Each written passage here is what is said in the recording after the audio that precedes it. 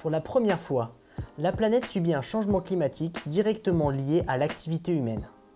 Dans cette vidéo, nous allons voir quelques chiffres du réchauffement climatique et à la fin, je te partagerai quelques astuces à mettre en place à ton échelle. C'est parti!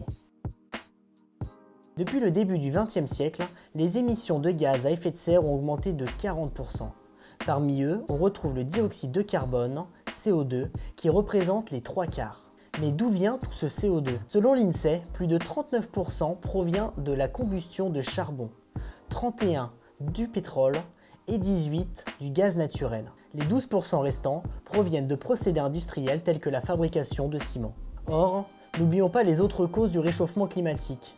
Prenons par exemple la déforestation. En principe, un arbre régule le climat car il absorbe le CO2. Mais nous, en coupant l'arbre, tout ce carbone accumulé est à nouveau libéré dans l'atmosphère et donc participe au réchauffement climatique.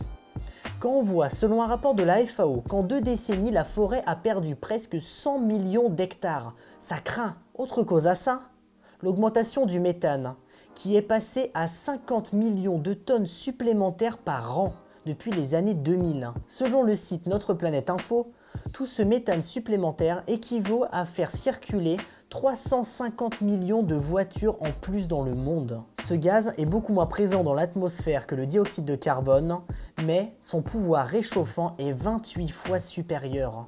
Dans les différentes sources du méthane, on retrouve à 39% des causes naturelles, les lacs, les rivières, etc. Puis à 29% l'élevage intensif de bovins et de ovins, car lors de leur digestion, les animaux en produisent. Puis, on peut aussi parler de la culture du riz, de la gestion des déchets, de l'exploitation des combustibles fossiles, et j'en passe. Mais nous, à notre échelle, que pouvons-nous faire?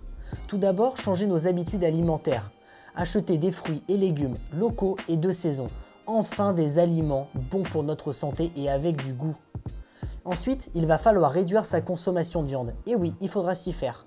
Vous verrez, c'est pas si compliqué et on peut se concocter des petites recettes végétariennes très sympathiques. Tu peux aussi acheter ou fabriquer des produits d'entretien ménager maison.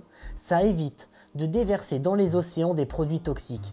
Car entre nous, ton poisson, quand tu le manges, si jamais il a le goût de monsieur propre, c'est quand même pas terrible.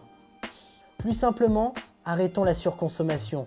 Privilégiez l'occasion au lieu du neuf, des moyens de transport écologiques. Acheter des aliments bons pour la planète et pour notre santé, car l'un ne va jamais sans l'autre. N'oublie pas de t'abonner, liker, partager cette vidéo et activer la petite cloche. Et je te dis à très bientôt sur un autre monde. Salut!